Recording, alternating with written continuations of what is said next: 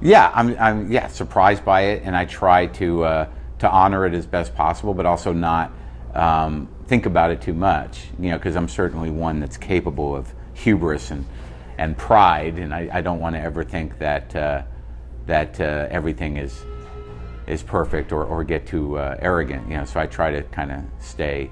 There was a series of episodes early on. You know, there's several episodes that were that brought the show to a wider audience. You're talking about podcasting, so in the world of in the media landscape, it's still small, very small. You're up against people who don't listen to podcasts for a lot of different reasons. They either don't know they exist, or they're still sort of old school in that, like, a pod what? How do you do that? Do you pay for it? You know, like, so there's a whole obstacle to jump for a generation of people that are not adept to it, but it's a small slice of the pie in terms of the media landscape. It's a new medium. So when we got numbers, I could see where they were. I mean, the Robin Williams episode was big for a mainstream kind of awakening of the medium and of that material. The Mencia episodes were very big in the comedy world, and the Louis C.K., those two episodes were also significant in terms of fans of his seeing a different part of him. The Judd Apatow, I think, episodes were very special in terms of how the industry perceived the show, and also I find a lot of comedians like the show because they get to kind of catch up with people that they respect and are fans of. I mean, if there were podcasts around when I was a young comedy fan, it would have blown my mind. So I'm very happy that comedy fans and also other comedians dig it. But a lot of people that listen to the show are not comedy people. They like what I talk about with whoever my guests are. But I would say Robin Williams, Carlos Mencia, Ben Stiller, Judd Apatow, Ira Glass. We're all big shows for different reasons because different communities of people came to the show. Ira Glass brought in his world, who are very sophisticated and adept at the medium, but maybe didn't know about the show. I've never had anything happen like this where my inner dialogue or my struggles or basically my dealing with angst and despair and resentment and the things that make us human, food, whatever it is, I think have helped people who felt isolated in their own struggles. So it's not all about the laughter as much as it is like, I don't really have a demographic, I have a disposition.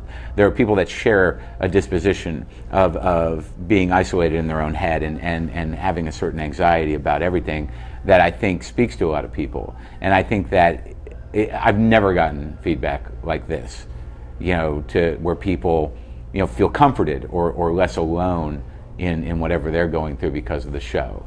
And there's nothing more gratifying than that, and I'm glad to help out.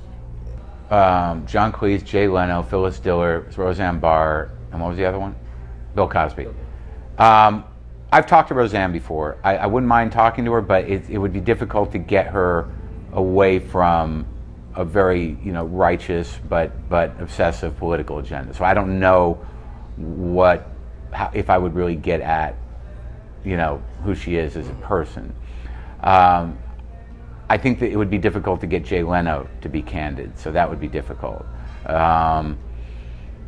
Phyllis Diller would be interesting historically.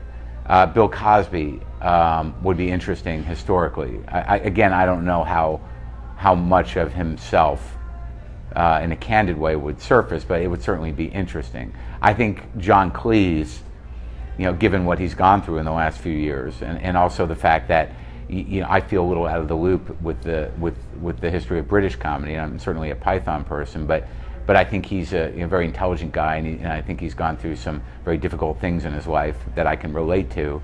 So I would say that I would probably, I would like to do John Cleese, and then Cosby, then probably Phyllis Diller, and then Roseanne, and then Leno. If I had to order them. There's a lot of them for different reasons. I mean, the Jonathan Winters was profound, to be in the presence of that guy. Richard Lewis was great because, to meet minds with a guy that, I'm similar with and have liked over the years. Stephen Wright was very surprising because I didn't know if he could even have a conversation. Norm Macdonald, same thing. I didn't know if I could talk to him, and it turned out to be one of the best episodes I've done. Yeah. You know, Bob Odenkirk was great. The Louis episodes were great. Conan O'Brien, his show I've done, you know, a lot over the last decade or two, and we'd never had a conversation. So to get to know these people, you have to realize that a lot of these people, I may know them a bit, but I don't know them a lot of times any better than a fan would know them. I just know, you know, we happen to be in the same business, so we're in the same pool of people, in the same community. But a lot of these conversations, and I think this would go with anybody. I mean, how often do you talk to somebody for an hour? I mean, we're going to talk here for 15 minutes, and that's a long time, right? Yeah. So I've never had these conversations before, so they're all new. Well, I mean, even if it's not a public conversation, the art of conversation or the need for conversation in a general way has been lost, and it's a shame because you can't